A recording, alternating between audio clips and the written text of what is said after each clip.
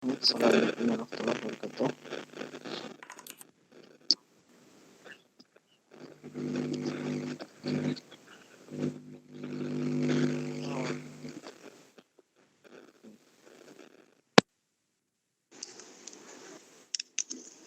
Ya, sudah. Bagus. Ya. Bismillahirrahmanirrahim. Assalamualaikum warahmatullahi wabarakatuh.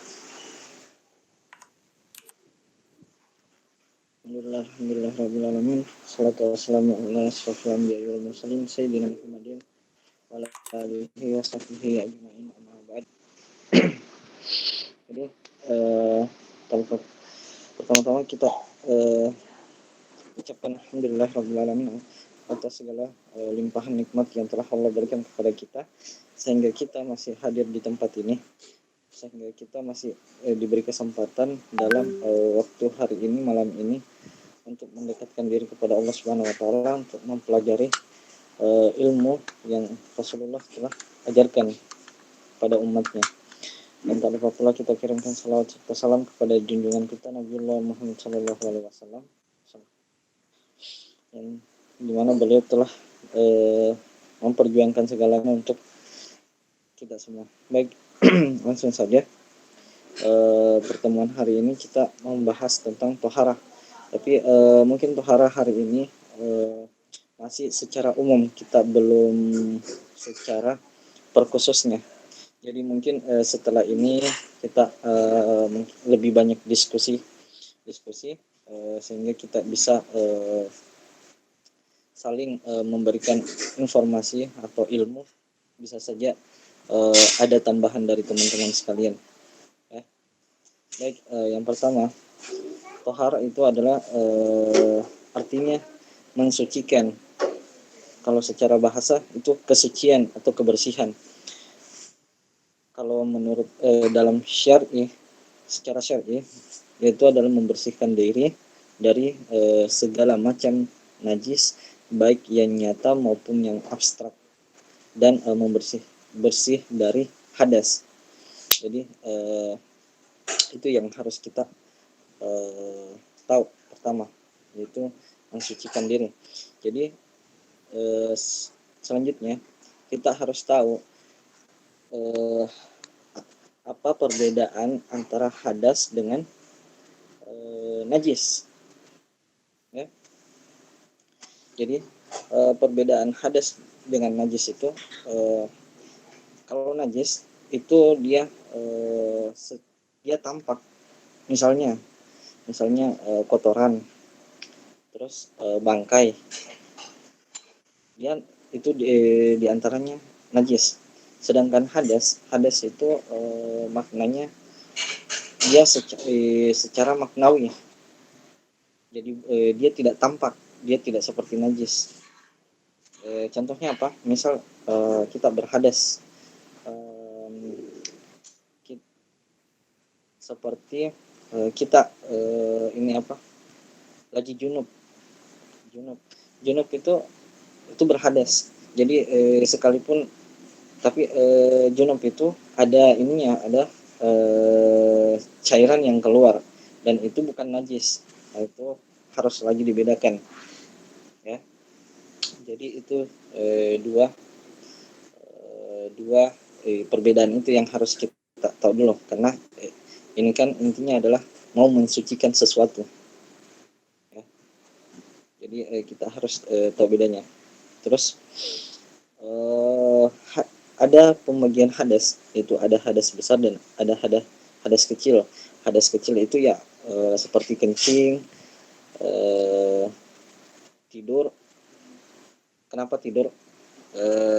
Karena dengan seseorang yang tertidur itu membatalkan wudhunya kalau dia tidurnya itu dalam keadaan berbaring, apalagi kalau sampai nyenyak, itu dia dikatakan termasuk berhadas, yaitu membatalkan wudhu. Kencing juga begitu, itu dia berhadas. Bersentuhan dengan wanita yang bukan mahram, itu juga disebut berhadas, karena dia membatalkan wudhu. Jadi bagaimana mensucikan itu? Yaitu dengan berwudhu. ya.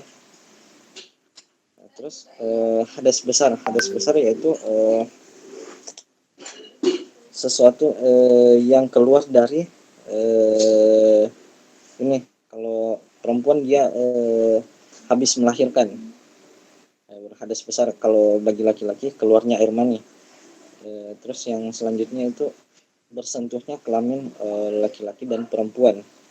Kalau yang lebih ininya itu dikatakan bukan cuma bersentuhan, tapi seumpama gayung masuk ke dalam sumur, itu yang diumpamakan, ya.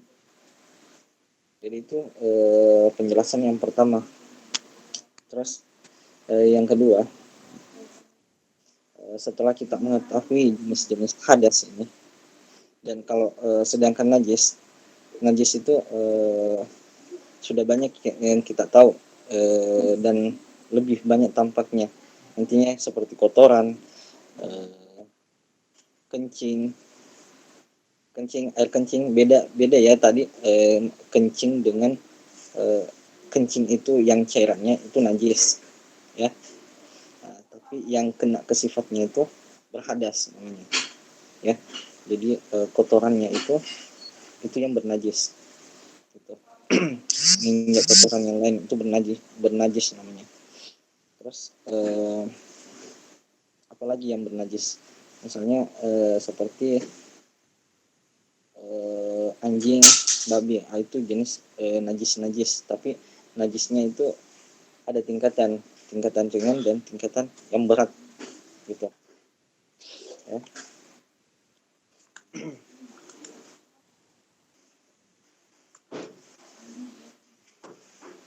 Jadi cara mensucikan najis yaitu dengan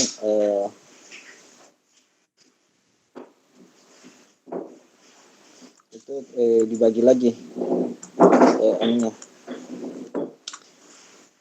pembagiannya. Halo, terdengar suaranya?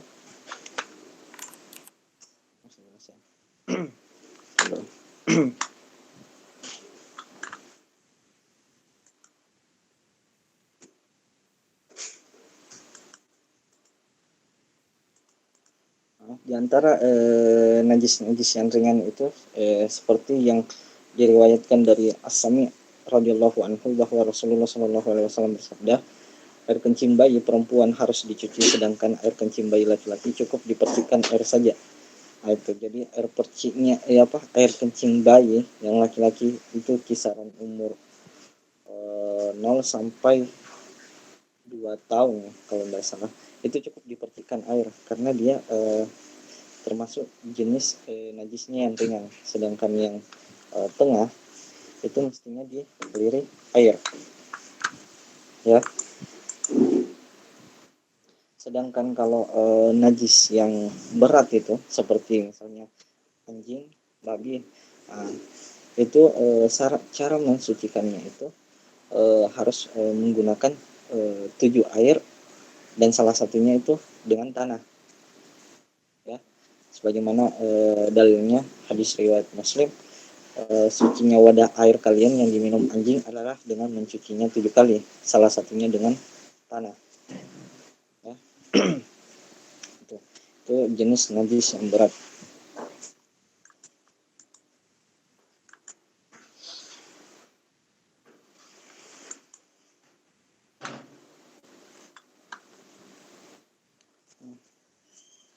Terus sekarang kita harus mengetahui beberapa metode pembersihan atau apa alat-alat yang bisa digunakan untuk membersihkan, ya. Alat yang bisa digunakan untuk bersuci beda ya, bersih dengan suci. Jadi setiap yang suci itu pasti bersih, tapi setiap yang bersih itu belum tentu suci, ya. Jadi ingat, jadi suci sudah pasti bersih, tapi bersih belum tentu suci, ya. Jadi itu.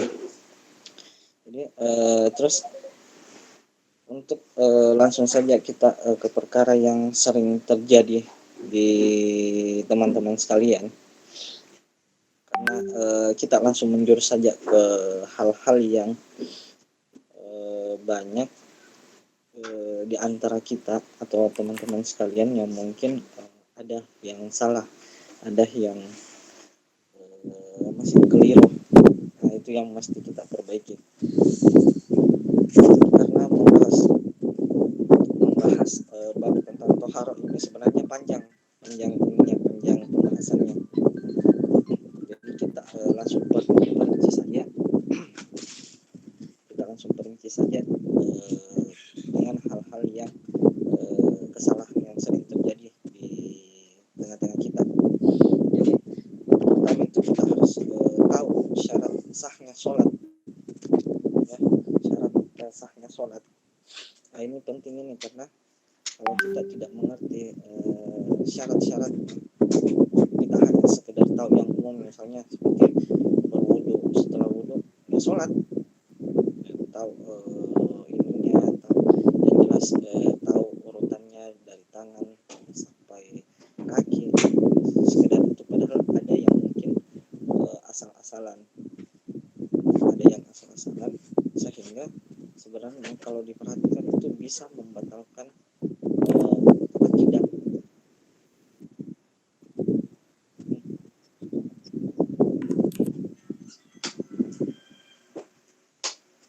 Sudah?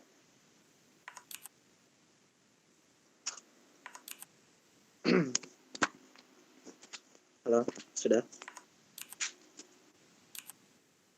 Oke. jadi kita langsung menjurus ke satu kasus saja, yaitu tentang sholat. Jadi kita harus tahu tentang syarat sahnya sholat. Ini sangat berkaitan dengan tohara atau mensucikan diri. Sebagaimana Allah itu menyukai orang-orang yang suci atau membersihkan diri. Nah, di antara jelas bahwa sebelum kita sholat, kita diperintahkan untuk bersuci. Ya. Nah, bersucinya itu dari mana? Yang patut kita perhatikan itu adalah, yang paling pertama adalah mandinya, mandi junubnya. Nah, diurut lagi, ternyata sebelum mandinya yang diperhatikan apa yang kita gunakan, untuk mandi. Misalnya, apalagi kita bagi laki-laki atau pada umumnya yang sudah balik, bahwa kita harus tahu bagaimana membersihkan diri ketika kita sedang junub atau berhadas. Hadasnya apa? Hadas besar. Ya, karena kenapa? Itu tadi, bahwa hadas besar itu keluarnya mani. Itu diantara kalau yang laki-laki. Ya, itu yang kita harus perhatikan. Jadi kalau misalnya ada orang cuma memperhatikan ininya sholatnya, yang jelas dia sholat 5 waktu, terus wudhunya dia rasa bagus, tapi dia tidak perhatikan ininya, mandinya, bermasalah juga. Ya, berarti belum termasuk mandi junub. Jadi semua harus dirunutkan, semua harus dilihat lagi ke belakang, apa yang sangat-sangat penting untuk kita perhatikan.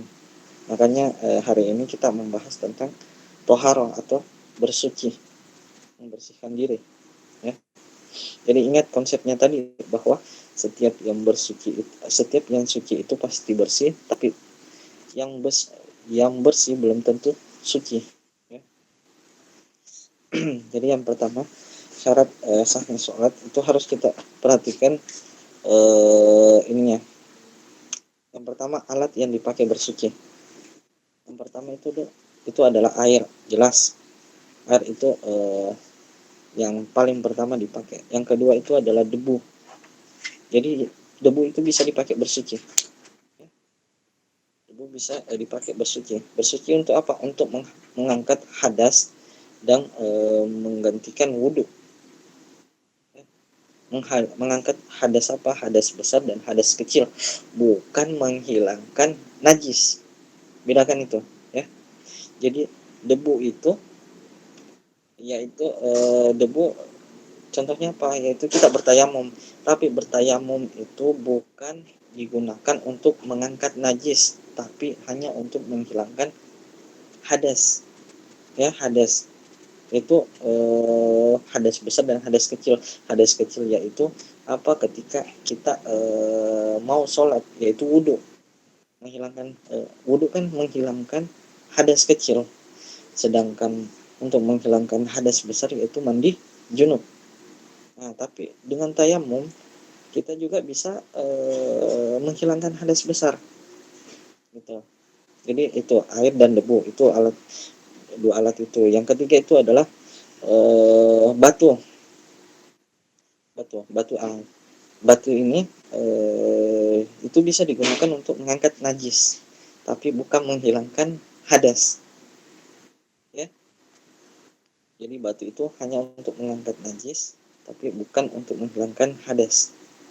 Najis yang mana? Ya, yang itu tadi, kotoran-kotoran yang tampak, yang zahir, gitu. Terbiasa kita istilahkan juga beristinja. Ingat ya, beristinja ini sangat-sangat penting dan sangat-sangat urgent. Karena kenapa? Rasulullah itu pernah suatu ketika Rasulullah Shallallahu Alaihi Wasallam itu berjalan bersama sahabat melewati melewati kuburan. Ada dua kuburan yang beliau lewati. Terus beliau ini apa? Terdiam dan bertanya kepada para sahabat tentang perkara apa yang terjadi di bawah sana, di bawah kubur itu. Ternyata para sahabat jelas seperti biasa menyerahkan, hanya Allah dan Rasulnya yang tahu. Rasulullah mengatakan kedua kuburan ini sedang disiksa, dan disiksanya itu bukan perkara yang besar. Ternyata apa? Istinjanya atau membersihkan dirinya tidak benar. Coba saking pentingnya kita memperhatikan membersihkan diri, saking pentingnya kita belajar tentang bersuci, beristinja ya, dengan benar. Karena kenapa? Jika itu kita lakukan sampai kita mati dan tidak betul, maka jangan sampai, nauzubillah ya, itu menjadi penyebab seseorang disiksa di alam kubur. Jadi kadang kan kita kadang kita kayak laki-laki lah, mau kencing ya asal kencing, ada pun yang tahu mungkin berdiri, yang jelas yang jelas kencing, terus yang jelas cebok lah kayak gitu. Nah, padahal itu patut diperhatikan. Karena kenapa? Itu berkaitan semua, seperti halnya yang tadi saya bilang, bahwa kita harus tahu yang mana najis, yang mana apa gitu. Jadi dalam perkara kencing pun itu kita perhatikan, perkara beristinja atau membersihkan dari kotoran itu perlu kita perhatikan, karena itu menjadi salah satu penyebab disiksanya seseorang di alam kubur.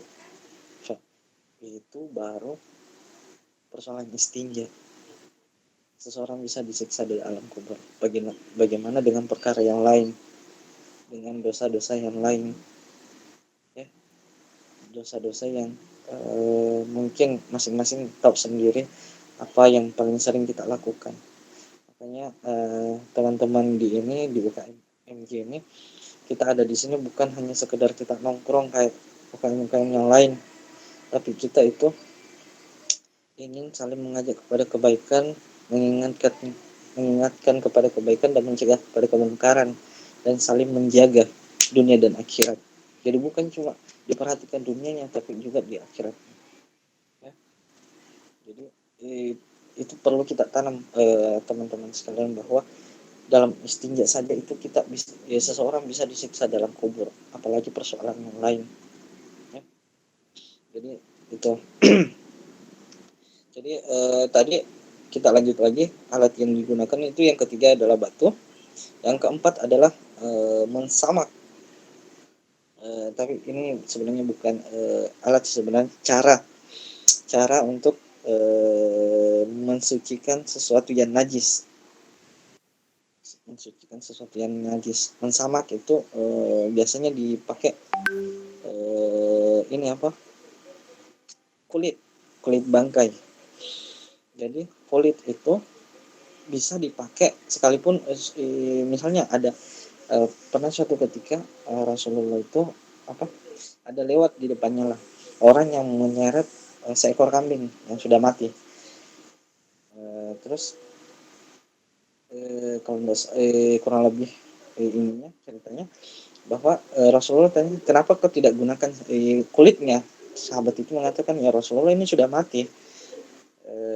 Tapi Rasulullah katakan itu masih apa?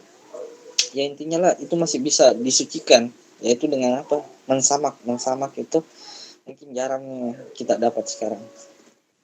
Intinya bagaimana menggunakan memisahkan kulit itu dari dagingnya gitu. Karena kan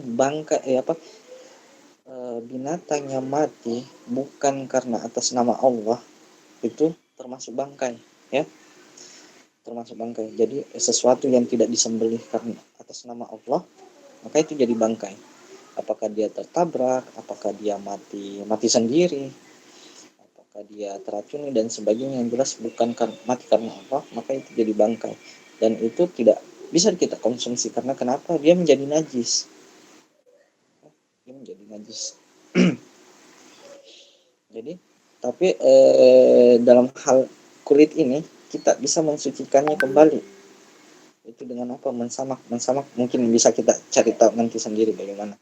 Mungkin bisa yang saya tahu sih beberapa itu bisa dikeringkan, bisa diabu, dikasih abu panas begitu, sehingga itu bisa dipakai. Makanya di zaman-zaman dahulu itu, zamannya Rasulullah, apa kalau pakai tempat air minum kan itu ada yang dari kulit binatang.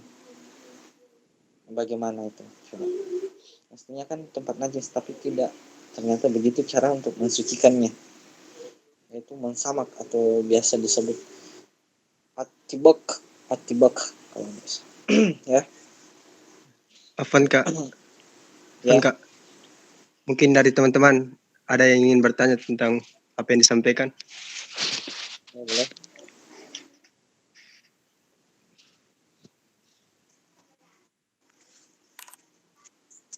Ya.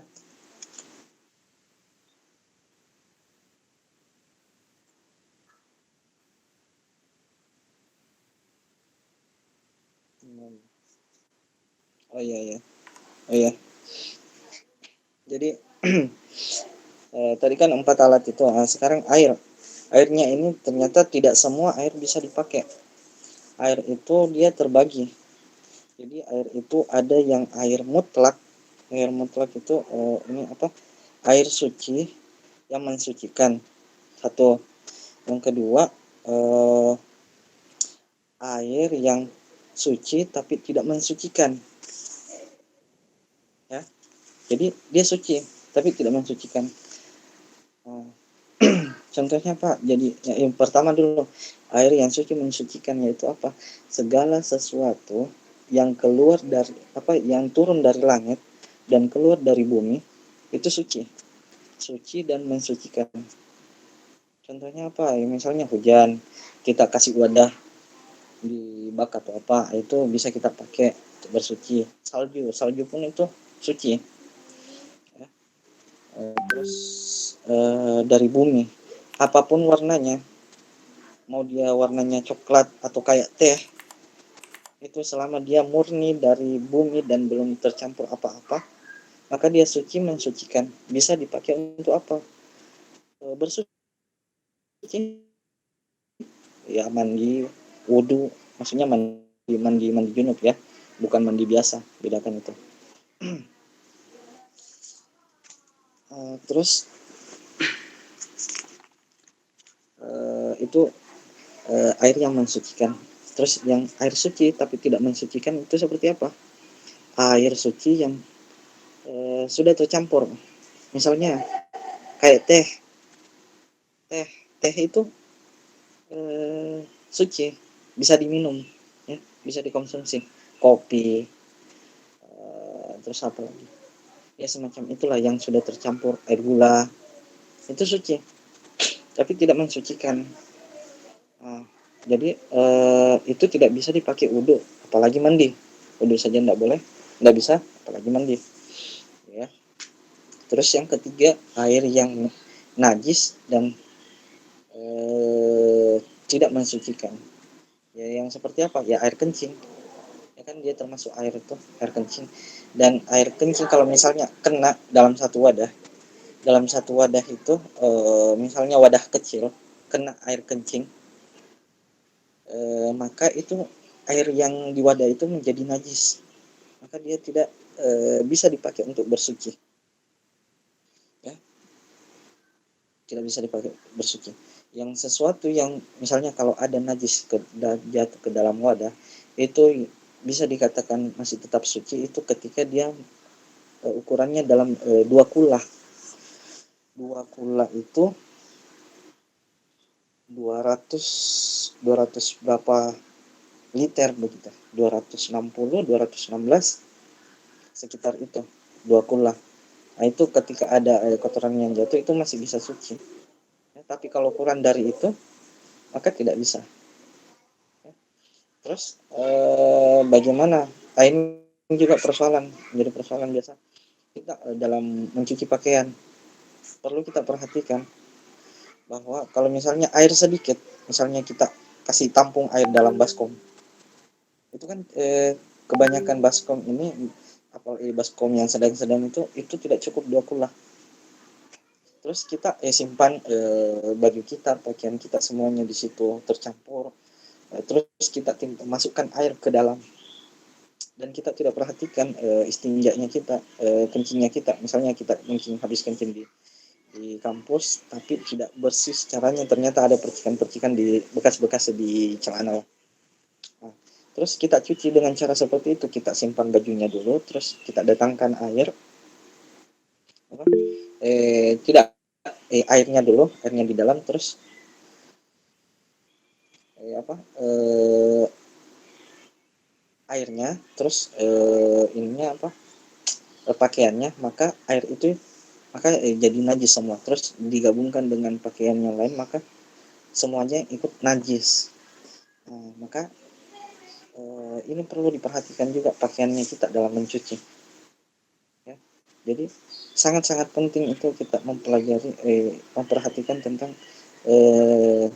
toharoh, ya, jenis-jenis airnya, yaitu tadi perhatikan uh, ada hukumnya yaitu dokulah. Jadi kalau misalnya ada ini, kalau saya biasanya itu, apalagi kita kan ada di air leden, ya apa, air mengalir, itu kalau sebelum dicuci, apalagi kita rendam satu baskom, itu lebih baik aliri dulu air. Karena kenapa? Yang mensucikan itu adalah air yang mengalir gitu. Atau paling tidak dan juga perhatikan ini apa, jangan sampai ada najisnya di situ. Misalnya mungkin kalau orang tua itu ada anak kecilnya, masih ada kotoran ininya, itu mesti dia bersihkan dulu, jangan langsung dicampur. Karena kenapa? Masuk itu maka kena semua, kayak gitu, ya. eh, Masih ada pertanyaan selanjutnya?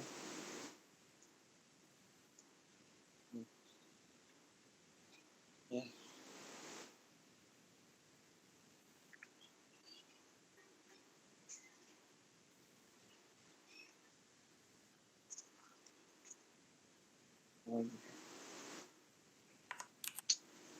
ya, kembali lagi itu tadi yang pertama, bahwa sesuai hadisnya bahwa kita disuruh perintahkan untuk mencuci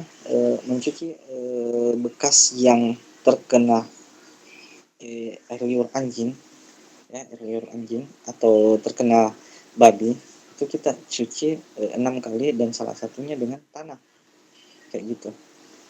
Ya silahkan, mungkin bisa ini dulu apa, jelas pasti air yang terakhir, karena tidak mungkin habis kita cuci air terus kita kasih tanah yang terakhir, tidak mungkin, Yang jelas salah satunya air, tanah kayak gitu. Ya, yang itu kembali lagi sampai lupa tadi itu. Itu perhatikan persoalan ini.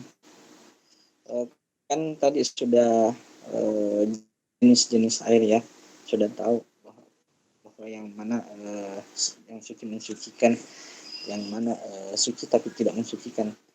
Termasuk tadi yang suci tapi tidak mensucikan itu sesuatu yang sudah dipakai bersuci. Misalnya air yang sudah dipakai wudhu itu tidak bisa lagi dipakai untuk bersuci. Itu namanya air mustakmal namanya. Air mustakmal. Ya. Makanya terus itu persoalan wudhu. Nah, wudhunya teman-teman itu harus diperhatikan. Misalnya ini kekurangan air, kita bisa pakai wudhu itu cukup 1 gelas, itu sudah cukup itu. Cukup dengan apa? Melakukan hal-hal yang wajib saja. Hal-hal yang wajib itu yang mana? Yang rukunnya itu, makanya kita harus tahu rukun wudhu yang mana. Yang pertama itu adalah niat, yang kedua itu membasuh muka, yang ketiga itu tangan sampai siku, terus yang keempat itu kaki sampai mata kaki. Itu bisa satu kali kalau misalnya memang kekurangan air. Tapi kalau misalnya kita banyak di air, maka sunnahnya itu 3 kali masing-masing, dan sesuai urutan, jangan kiri kanan atau kiri dulu baru kanan. Itu tidak dianjurkan ya. Jadi harus juga niatnya di ini ya. Niat itu ya boleh sudah niatkan memang sebenarnya, atau mau seperti apa yang orang katakan bilang harus ada diniatkan di hati, itu boleh juga, itu boleh. Yang jelas juga jangan lupa baca bismillah. Itu disunnahkan itu. Dan teman-teman yang biasa sering tidak perhatikan itu dalam wudhunya, dari ujung ini dalam kepala itu harus mulai dari ujung rambut sampai ujung ini dagu. Bahkan ada yang dibawa dagu biasa, apalagi kalau ada yang jenggotan itu di sela-sela. Jangan kasih gini, tapi di sela. Terus kalau dari samping ke samping itu mulai dari daun telinga ini apa, bukan daun telinga, yang anak telinga ini sampai sini, jangan cuma sekedar kayak gini. Nah, itu. Terus ada ancaman Rasulullah bagi orang yang asal wudhu, yang terutama kayak tumit. Rasulullah bahkan mengancam, celakalah tumit-tumit. Rasulullah katakan begitu, celakalah tumit-tumit. Maksudnya apa?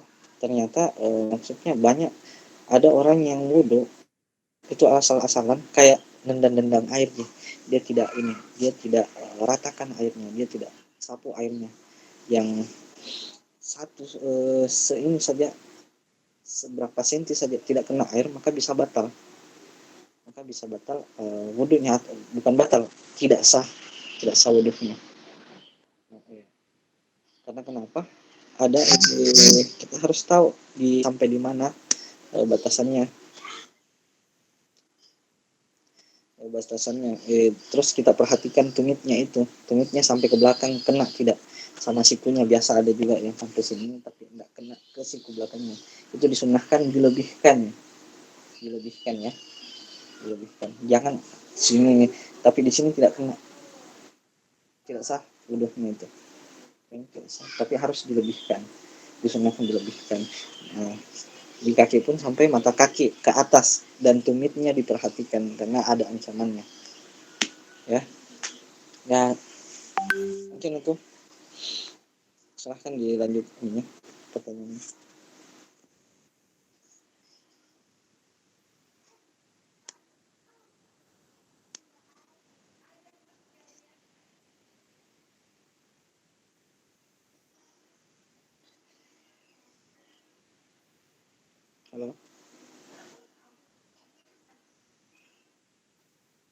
Halo, halo.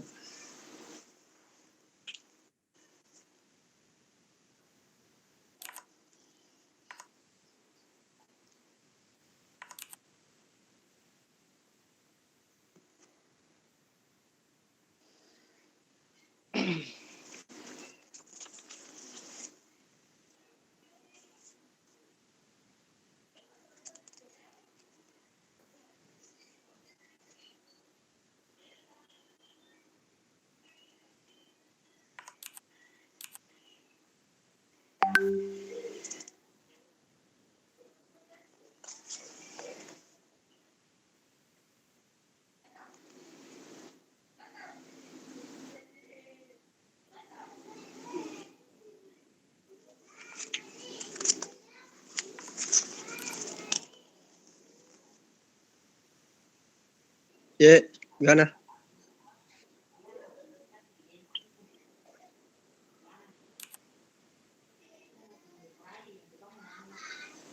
Mungkin dari teman-teman masih ada yang ingin bertanya tentang tadi pembahasan hukum bersuci dalam Islam.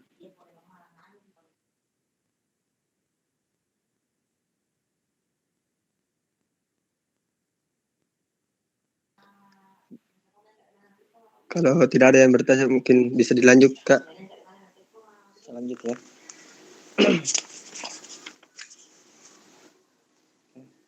selanjut di bagian tadi mandi junub belum ya. Tadi kan wudhu sudah ya, itu wudhunya niat ya. Mandi junub ini teman-teman juga sebenarnya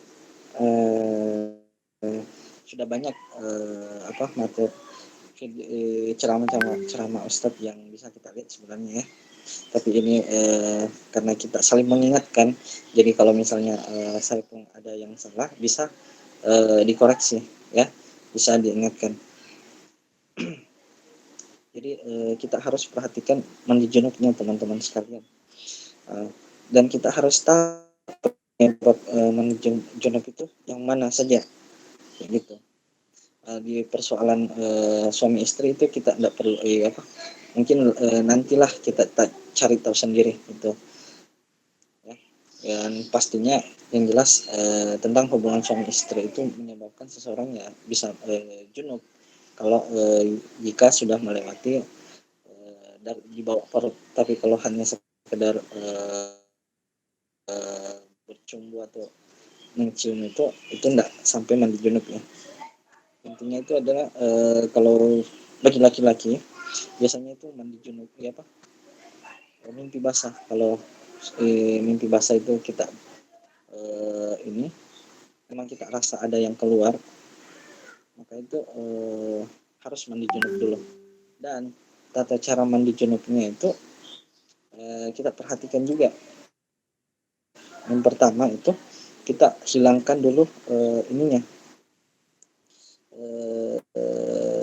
bekas-bekasnya, bekas apa cairannya, yaitu air maninya.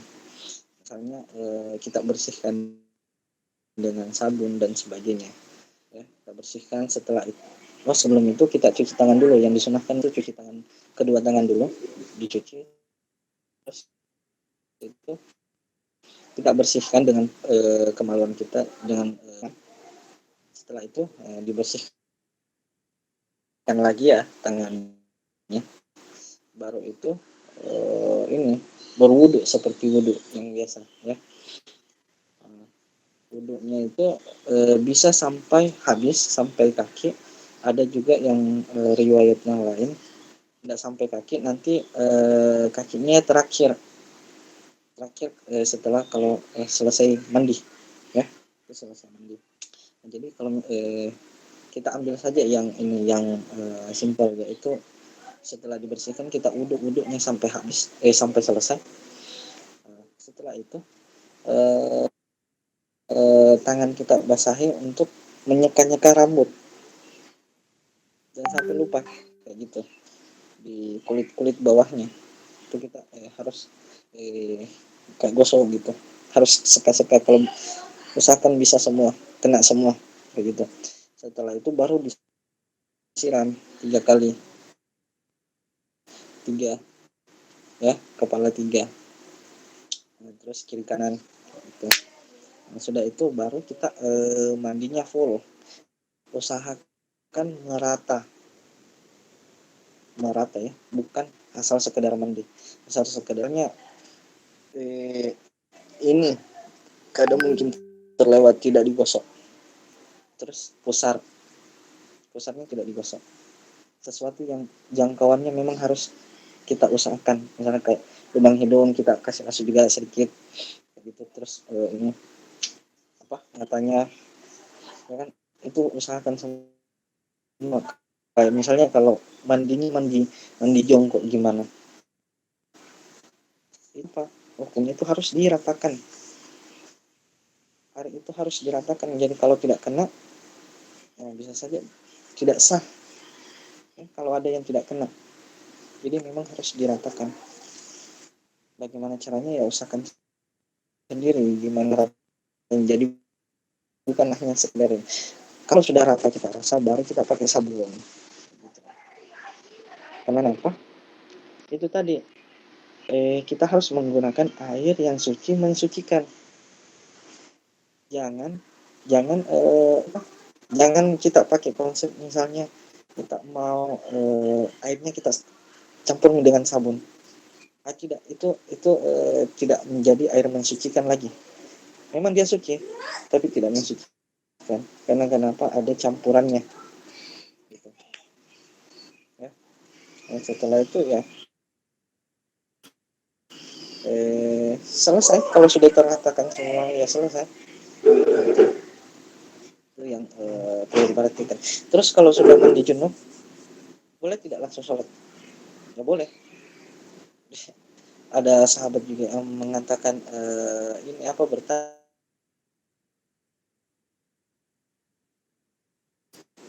yang harus dilakukan. Maksudnya ini sudah suci toh, terus mau sesuci apa lagi, yang ini sudah mandi menghilangkan hadas yang besar, sedangkan wudhu kan hadas kecil. Ini tidak perlu lagi berwudhu, bisa langsung sholat. Oke, mungkin itu dari situ. Ada yang mau ditanyakan?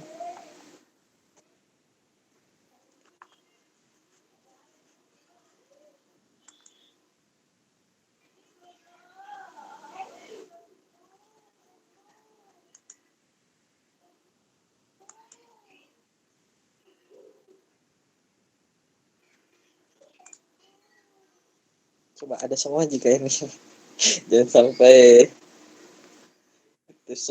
ada semua anunya tapi tidak ada orangnya. Coba di absen satu-satu tuh. Adakah aman?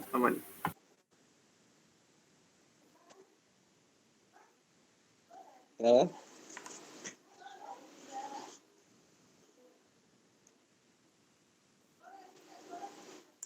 Mungkin ada lagi yang ingin ditanyakan.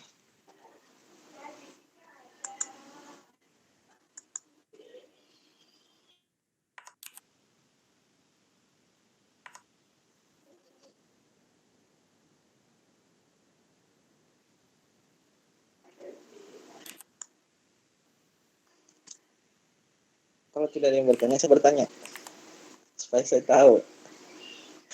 Didengar. Saya mau tanya apa ya?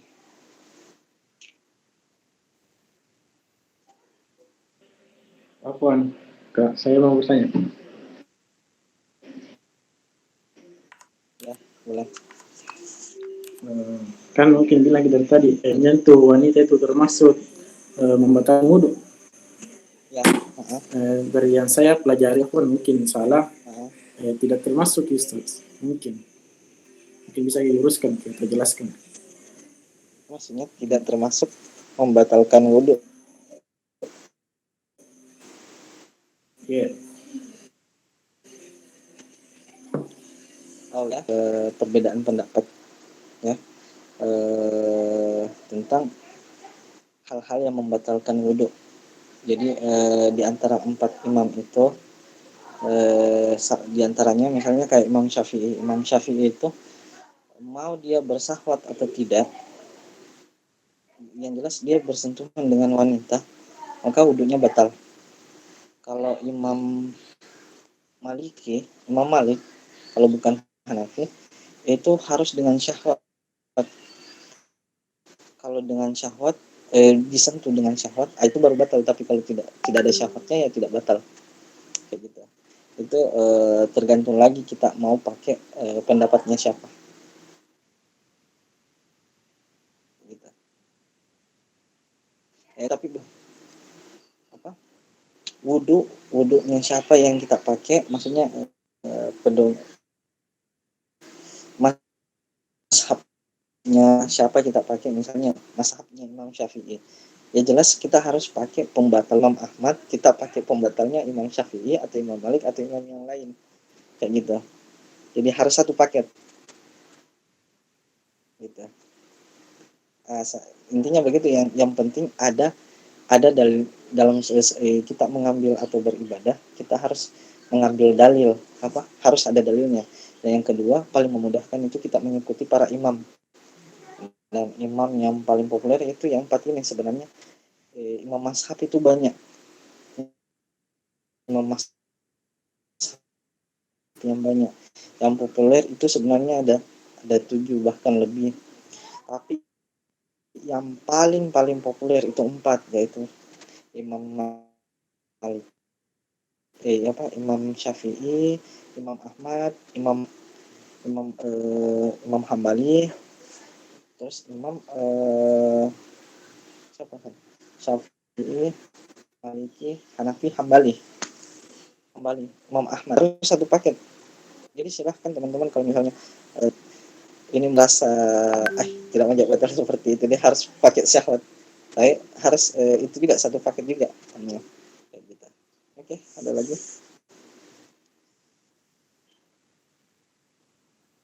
Terima kasih Ustaz. Jazakallahu ya.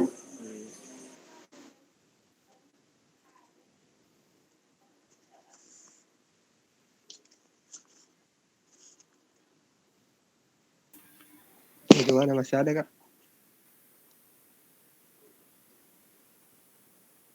Saya Ustaz.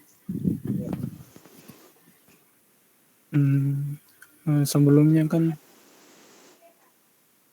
ini bahas tahara. Bagi saya sendiri ini topik yang baru karena pada umumnya yang biasa didengarkan kebersihan sebagian dari iman, hanya itu saja yang dari kecil yang didengar sampai sekarang. Dan sekarang baru tahu kalau cakupannya sangat luas, dari wudhu dan lain-lain. Tapi termasuk juga air yang mau saya tanyakan itu, karena air itu bagian dari luar lah, termasuk pas sengaja pakaian terkena najis mungkin, atau benda yang terkena najis tapi ke mungkin di kantong atau sepatu atau topi, gimana aku membersihkan itu? Atau mungkin barang elektronik seperti HP mungkin.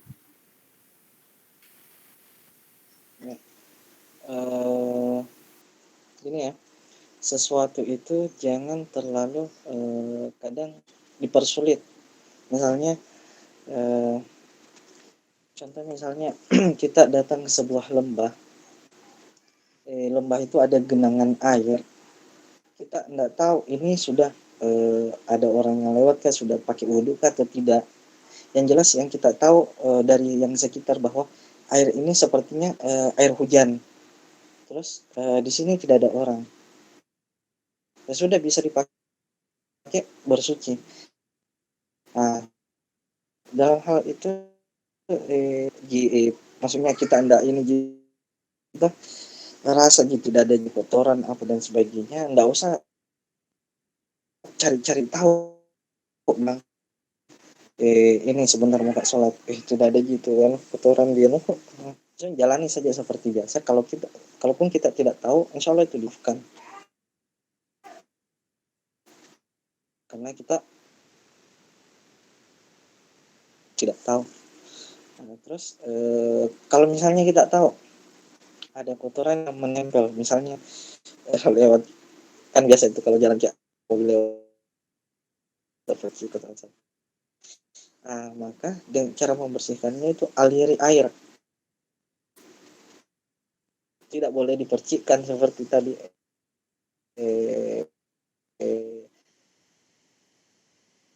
kencing anak kecil, tapi dialiri ya, satu baskom atau satu terus celana kita yang kena, tapi cara menghilangkan di situ dialiri gitu.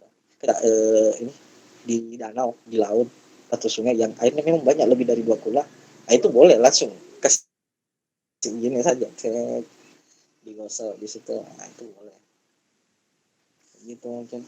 Allahu a'lam.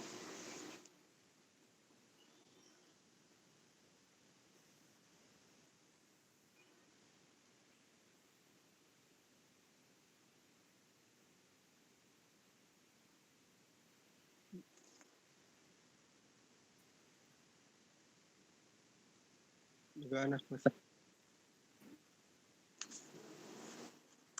Bukan ingin bertanyakan.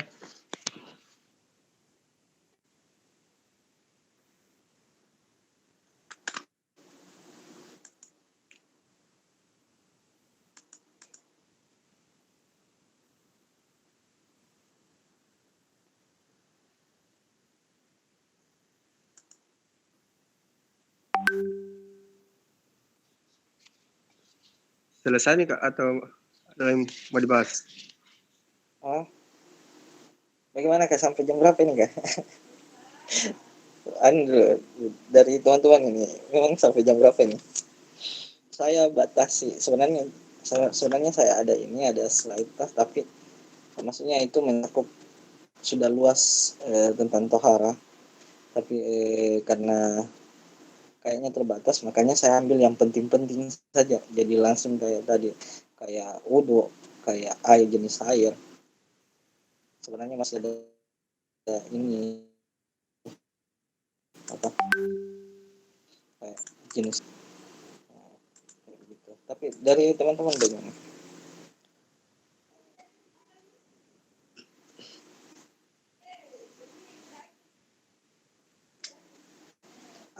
Saya mau tanya dulu, sudah tertayamum tidak?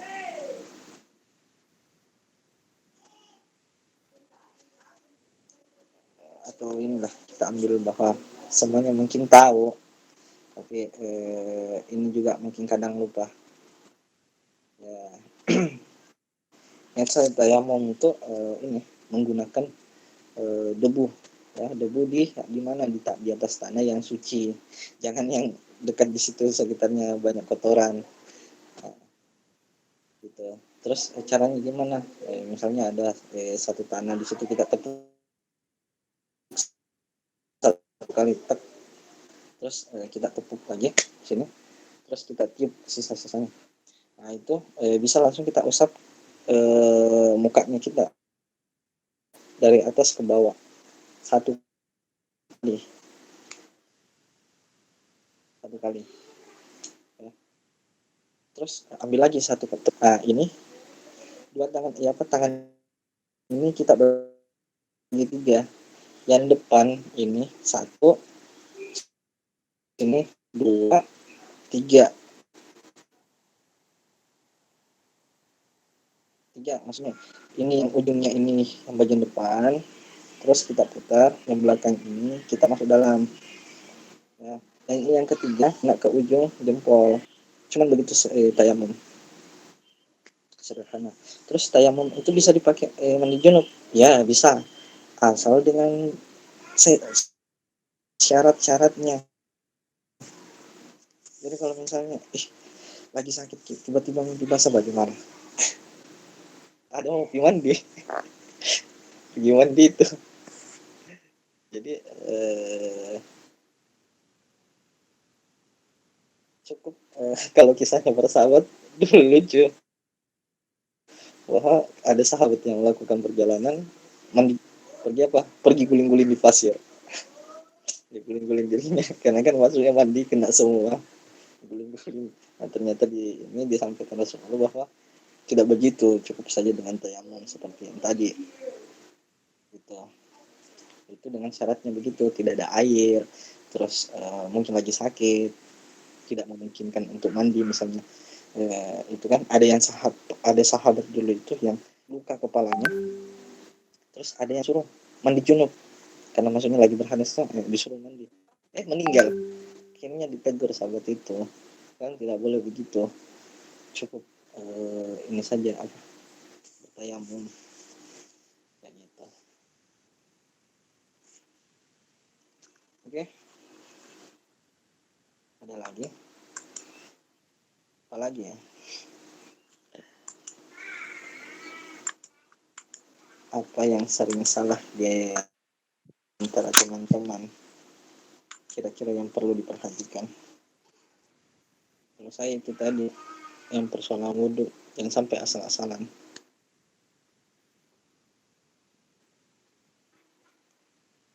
Itu sikunya harus diperhatikan ya. Kadang banyak yang kulihat itu dia sapu di sampai siku, tapi di sini tidak kena. Tidak, jangan sampai tidak sah itu.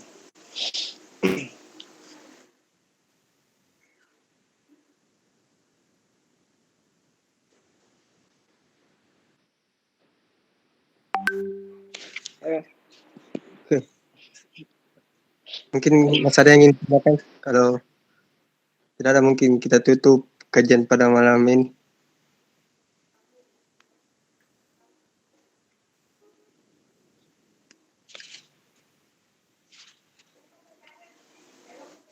Coba di absen dulu satu orang yang di absen dulu nih yang hadir. Oh kita Pada Hari, ada yang ingin ditanyakan Hari? Hari hadir. Hadir. Aman bang.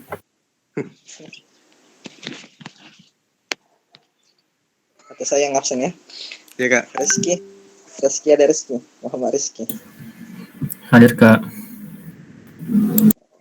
Terus Hari Irawal.